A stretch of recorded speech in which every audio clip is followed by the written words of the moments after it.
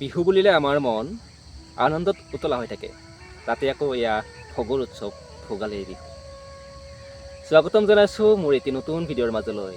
আৰু এই চেগতে মই আপোনালোক সকলোলৈকে ভোগৰ উৎসৱ ভোগালী বিহুৰ হিয়া ভৰা ওলগ যাচিছোঁ। ভোগালী বিহু বুলিলে আমাৰ মনলৈ আহে সান্দহ লাড়ু পিঠাৰ কথা।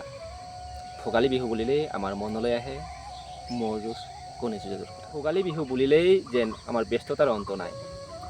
আমাৰ ডেকাসকল ব্যস্ত হৈ পৰে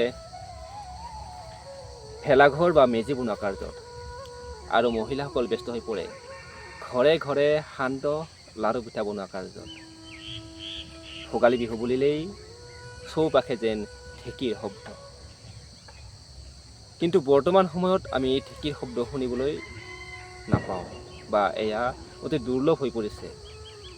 তথাপিও কিছু লোকৰ ঘৰত বৰ্তমানেও ঢেঁকীশাল দেখিবলৈ পোৱা যায়।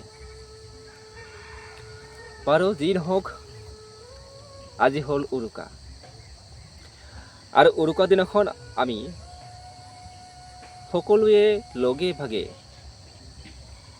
এসাঁজ খোৱাৰ পৰম্পৰা, যি নিয়ম আমাৰ অসমীয়া সমাজত চলি আছে। আৰু উৰুকা দিনাখন আমি সকলোৱে একেলগে এসাঁজ খোৱাৰ আনন্দ উপভোগ কৰোঁ। উৰুকাৰ পিছৰ দিনাখন অৰ্থাৎ গৰু বিহুৰ দিনাখন আমি সকলোৱে সমজুৱাভাৱে মেজি জ্বলাওঁ। আমি মেজি জ্বলাই পৰমপিতা পৰমেশ্বৰৰ ওচৰত প্ৰাৰ্থনা জনাওঁ যাতে আমাৰ সমাজৰ পৰা অপায় অমংগলসমূহ দূৰ হৈ যায়। আমাৰ মনৰ অসুৰবোৰ এই মেজিৰ সতে জ্বলি ছাই হৈ যায়। তো এই চেগতে মই আপোনালোকক পুনৰবাৰ ভোগালী বিহুৰ হিয়া ভৰা ওলগ যাচিছোঁ। লগতে আশা কৰিছোঁ এই ভোগালী আপোনালোকৰ জীৱনলৈ সুখ আৰু সমৃদ্ধি কঢ়িয়াই লৈ আহক।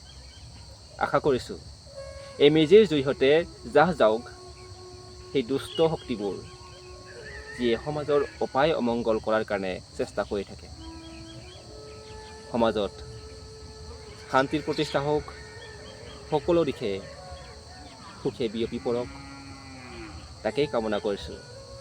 ধন্যবাদ।